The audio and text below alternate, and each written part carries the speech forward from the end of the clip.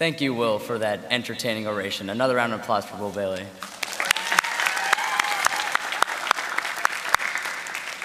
I am Karan Loda, and this is Luther Gatewood, and it is our honor and privilege to present to you today's keynote speaker, the Honorable Ben S. Bernanke.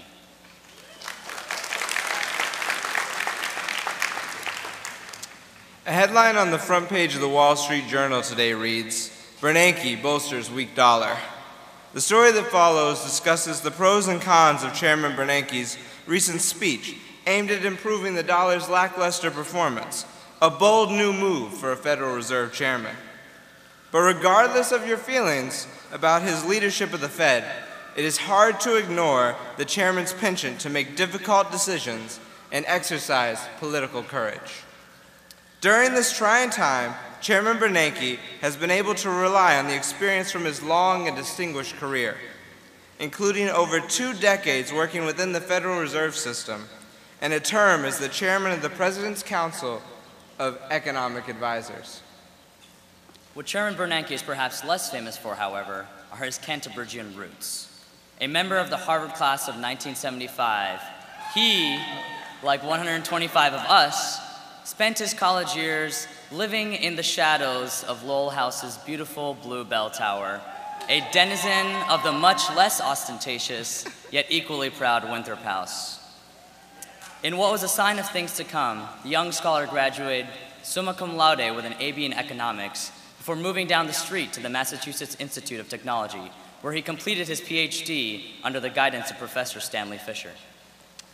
In 1979, Chairman Bernanke began his career of enlightening future economists, teaching at Stanford University, MIT, and New York University, and finding a home in the ivy-lined walls of a New Jersey institution whose name we prefer not to mention.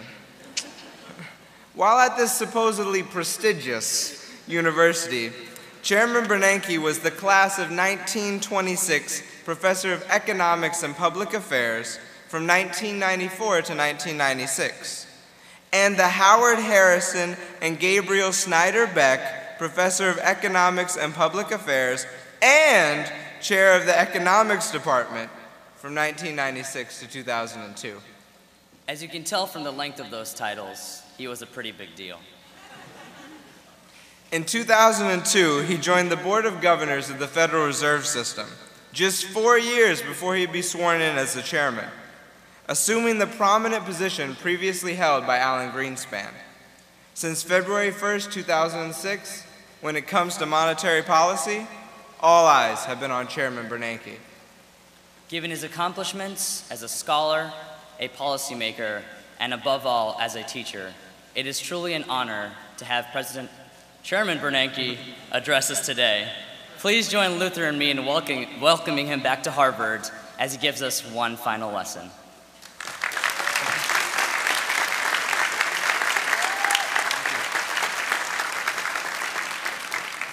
Hello, Harvard.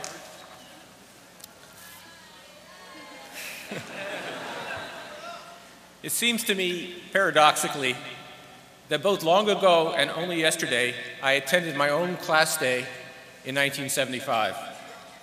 I'm pleased and honored to be invited back by the students of Harvard. Our speaker in 1975 was Dick Gregory, the social critic and comedian who was inclined toward the sharp-edged and the satiric. Central bankers don't do satire as a rule, so I'm going to just try for a kind of interesting. When I attended class day as a graduating senior, Gerald Ford was president, and an up-and-coming fellow named Alan Greenspan was his chief economic advisor. Just weeks earlier, the last Americans remaining in Saigon had been evacuated by helicopters. On a happier note, the Red Sox were on their way to winning the American League pennant. I skipped classes to attend a game of the World Series against the Cincinnati Reds. As was their wont in those days, the Sox came agonizingly close before snatching defeat from the jaws of victory.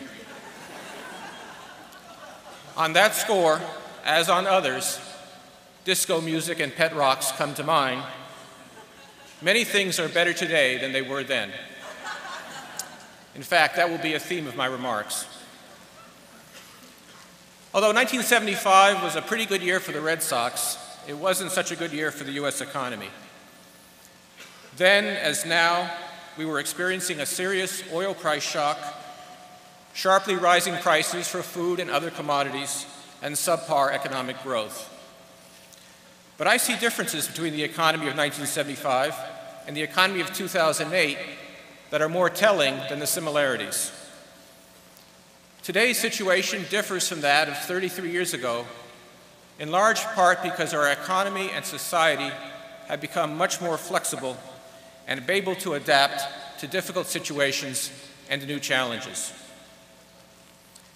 Economic policy making has improved as well, I believe, partly because we have learned some of the hard lessons of the past. Of course, I don't want to minimize the difficult challenges we currently face, and I will come back to some of these.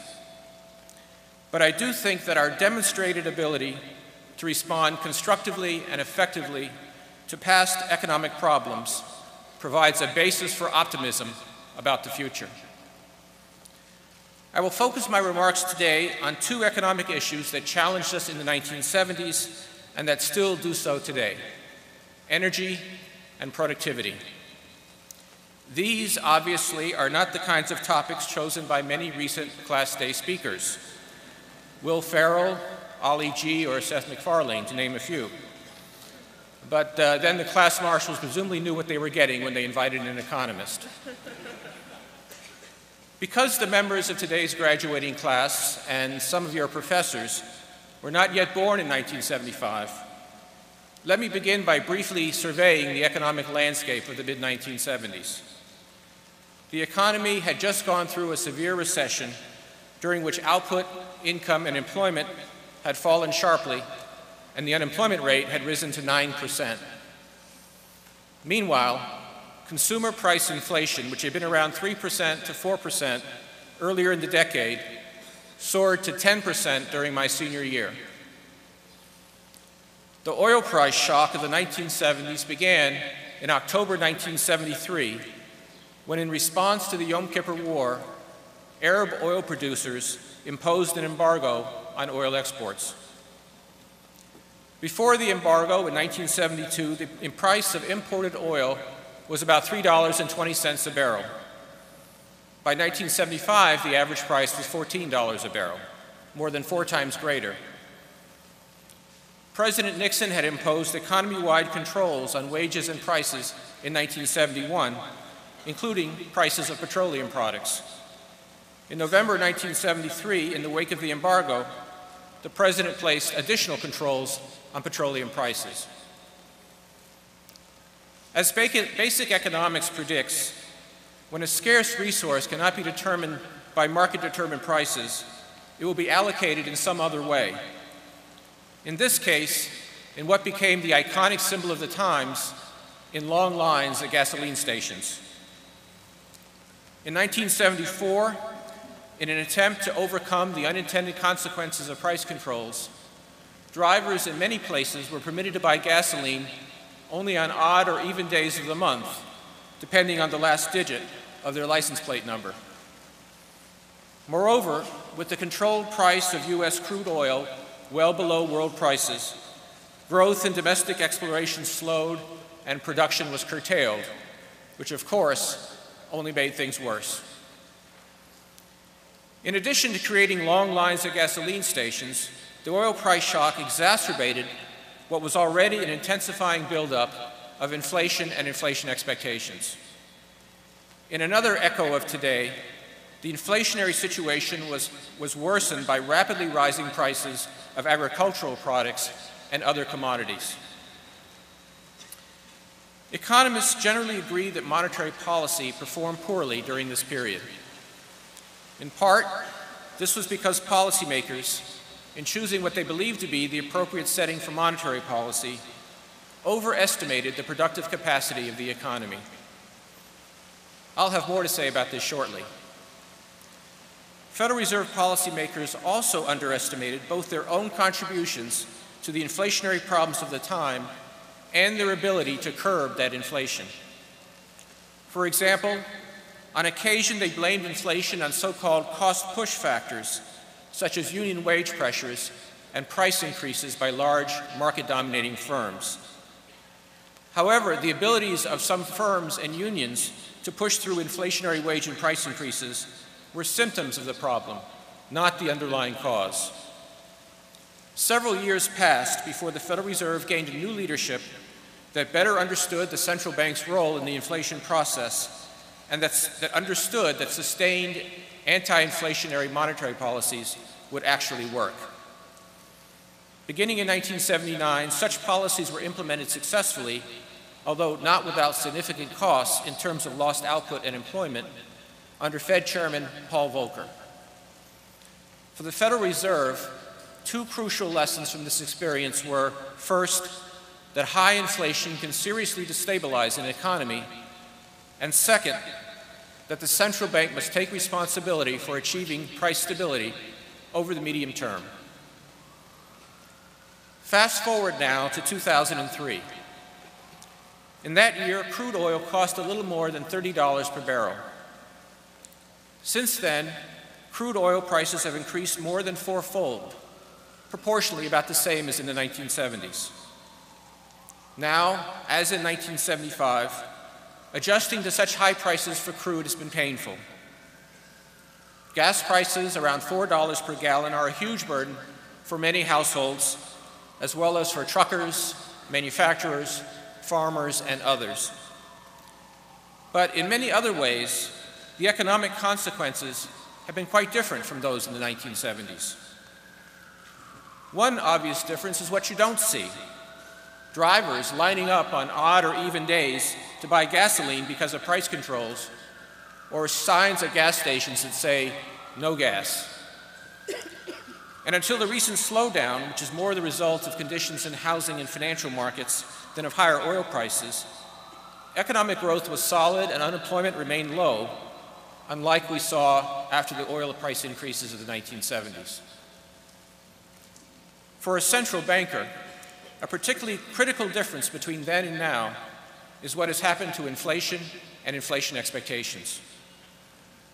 The overall inflation rate has averaged about 3.5% over the past 4 quarters, significantly higher than we would like, but much less than the double-digit rates that inflation reached in the mid-1970s and then again in 1980. Moreover, the increase in inflation has been milder this time, on the order of 1 percentage point over the past year, as compared with the 6 percentage point jump that followed the 1973 oil price shock. From the perspective of monetary policy, just as important as the behavior of actual inflation is what households and businesses expect to happen to inflation in the future, particularly over the longer term. If people expect an increase in inflation to be temporary and do not build it into their long-term plans for setting wages and prices, then the inflation created by a shock to oil prices will tend to fade relatively quickly. Some indicators of longer-term inflation expectations have risen in recent months, which is a significant concern for the Federal Reserve. We will need to monitor that situation closely. However, changes in longer-term inflation expectations have been measured in tenths of a percentage point this time around, rather than in whole percentage points, as appeared to be the case in the mid-1970s. Importantly, we see little indication today of the beginnings of a 1970s-style wage-price spiral in which wages and prices chased each other ever upward. A good deal of economic research has looked at the question of why the inflation response to the oil shock has been relatively muted in the current instance. One factor, which illustrates my point about the adaptability and flexibility of the U.S. economy, is the pronounced decline in the energy intensity of our economy since about 1975. Since then, the energy required to produce a given amount of output in the U.S. economy has fallen by about half. This great improvement in energy efficiency was less the result of government programs than of steps taken by households and businesses in response to higher energy prices, including substantial investments in more energy-efficient equipment and means of transportation. This improvement in energy efficiency is one of the reasons why a given increase in crude oil prices does less damage to the U.S. economy today than it did in the 1970s. Another reason is the performance of monetary policy. The Federal Reserve and other central banks have learned the lessons of the 1970s. Because monetary policy works with a lag, the short-term inflationary effects of a sharp increase in oil prices can generally not be fully offset. However, since Paul Volcker's time, the Federal Reserve has been firmly committed to maintaining a low and stable rate of inflation over the longer term. And we recognize that keeping longer-term inflation expectations well anchored is essential to achieving this goal of low and stable inflation. Maintaining the confidence in the Fed's commitment to price stability remains a top priority as the central bank navigates the current complex situation. Although our economy has thus far dealt with the current oil price shock comparatively well, the United States and the rest of the world still face significant challenges in coping with the rising global demand for energy, especially if continued demand growth and constrained supplies maintain the intense pressure on prices. The silver lining of higher energy prices is that they provide a powerful incentive for action, for conservation, including investment in energy-saving technologies, for the investment needed to bring new oil supplies to market, and for the development of new conventional and non-conventional energy sources. The government, in addition to the market, can usefully address energy concerns, for example, by supporting basic research and adopting well-designed regulatory policies to promote important social objectives, such as protecting the environment. As we saw after the oil price shock of the 1970s, given some time, the economy can become much more energy efficient, even as it continues to grow and living standards improve. Let me turn now to the other economic challenge I want to highlight today, the productivity performance of our economy. At this point, you may be saying to yourself, is it too late to book Ali G? However, anyone who stayed awake through Ec 10 knows why this subject is important. As Adam Smith pointed out in 1776, in the long run, more than any other factor, the productivity of the workforce determines the nation's standard of living. The decades following World War II were remarkable for their industrial innovation and creativity. From 1948 to 1973, output per hour of work grew by about 3% per year on average. But then, for the next 20 years or so, productivity growth averaged only about 1.5% per year, about half the previous rate. Predictably, the rate of increase in the standard of living slowed as well, to about the same extent. The difference between 3% and 1.5% may not sound like much, but at 3% per year, the standard of living would double about every 23 years, or about once every generation. And by contrast, at 1.5%, a doubling would occur only roughly every 47 years, or once every other generation. Among the many consequences of the productivity slowdown was a further complication for the monetary policymakers of the 1970s. Detecting shifts in economic trends is difficult in real time, and most economists and policymakers did not fully appreciate the extent of the productivity slowdown until the late 1970s. This further influenced the policymakers of the time toward running a monetary policy that was too accommodative. The resulting overheating of the economy probably exacerbated the inflation problems of that decade. Productivity growth revived in the mid-1990s, as I mentioned, illustrating once again the resilience of the American economy. Since 1995, productivity has increased at about a 2.5% annual rate. A great deal of intellectual effort has been expended in trying to explain the recent performance and to forecast the future performance of productivity. Much very good work has been conducted here at Harvard by Dale Jorgensen, who was my senior thesis advisor in 1975, by the way, and by his colleagues. And other important research in this area has been done at the Federal Reserve Board. One key finding of the research is that to have an economic impact, technological innovations must be translated into successful commercial applications. This country's competitive market-based system, its flexible capital and labor markets, its tradition of entrepreneurship, and its technological strengths, to which Harvard and other universities make a critical contribution, help to ensure that this happens on an ongoing basis. While private sector initiative was the key ingredient in generating the pickup in productivity growth, government policy was constructive, in part through basic research support, but also to a substantial degree by promoting economic competition. Beginning in the late 1970s, the federal government deregulated a number of industries, including air travel, trucking, telecommunications, and energy. The resulting increase in competition promoted cost reductions and innovation, leading in turn to new products and new industries. It's difficult to imagine that we would have online retailing today if the transportation and telecommunications industries had not been deregulated. In addition, the lowering of trade barriers increased productivity gains by increasing competition, expanding markets, and increasing the pace of technology transfer. And finally, as a central banker, I would be remiss if I failed to mention the contribution of monetary policy to the improved productivity performance.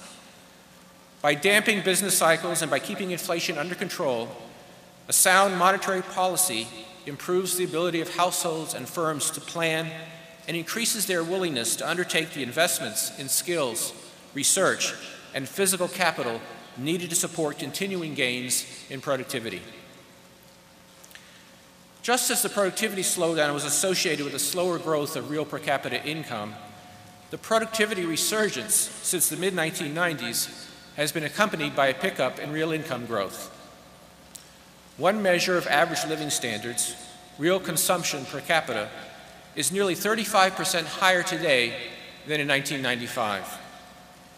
In addition, the flood of innovation that helped spur the productivity resurgence has created many new jobs opportunities and quite a few fortunes as well.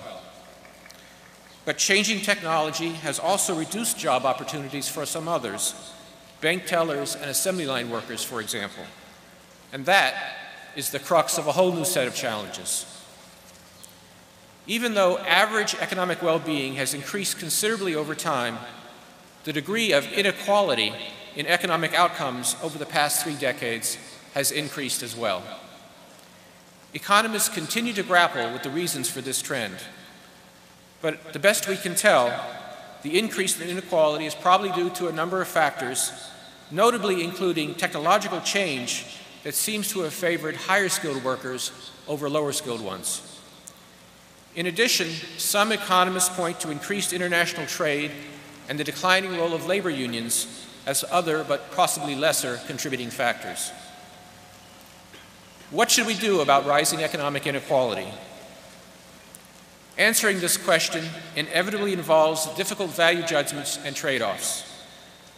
But approaches that inhibit the dynamism of our economy would clearly be a step in the wrong direction. To be sure, new technologies and increased international trade can lead to painful dislocations as some workers lose their jobs or see the demand for their skills decrease. However, hindering the adoption of new technologies or inhibiting trade flows would do far more harm than good over the long haul. In the short term, the better approach is to adopt policies that help those who are displaced by economic change. By doing so, we not only provide assistance to those who need it, but help to provide public support for the economic flexibility that is so essential for prosperity. In the long term, however, the best way by far to improve economic opportunity and to reduce inequality is to increase the educational attainment and skills of American workers. The productivity surge in the decades after World War II corresponded to a period in which educational attainment was increasing rapidly. In recent decades, progress on that front has been far slower. Moreover, inequalities in education and in access to education remain high. As we think about improving education and skills, we should also look beyond the traditional K-12 and four-year college system, as important as that is, to recognize that education can be lifelong and take many forms. Early childhood education, community colleges, vocational schools, on-the-job training, online courses, adult education, all of these are vehicles of demonstrated value in increasing skills and earning power. The use of a wide range of methods to address the pressing problem of inadequate skills and economic inequality would be entirely consistent with the themes of economic adaptability and flexibility that I've emphasized in my remarks. I'll close by shifting from the topic of education in general to your education specifically, class of 2008. Through effort, talent, and doubtless some luck, you have succeeded in acquiring an excellent education. Your education, more precisely, your ability to think critically and creatively, is your greatest asset. And unlike many assets, the more you draw on it, the faster it grows. Put it to good use. The poor forecasting record of economists is legendary, but I'm going to make a forecast of which I'm very confident. Whatever you expect your life and work to be like 10, 20, or 30 years from now, the reality will be quite different. In looking over the 30th anniversary report of my own class, I was struck by the great diversity of vocations and avocations that have engaged my classmates. To be sure, the volume was full of attorneys and physicians and professors, as well as architects, engineers, editors, bankers, and even a few economists. Many listed the title vice president, and not a few listed the title president. But the class of 1975 also included those who listed their occupations as composer, environmental advocate, musician, playwright, rabbi, conflict resolution coach, painter, community organizer, and essayist. And even for those of us with more conventional job descriptions, the nature of our daily work and its relationship to our economy and to our society is, I am sure, very different from what we might have guessed in 1975. My point is only that you cannot predict your path.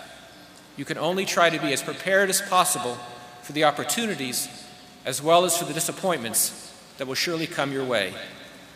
For people, as for economies, adaptability and flexibility count for a great deal.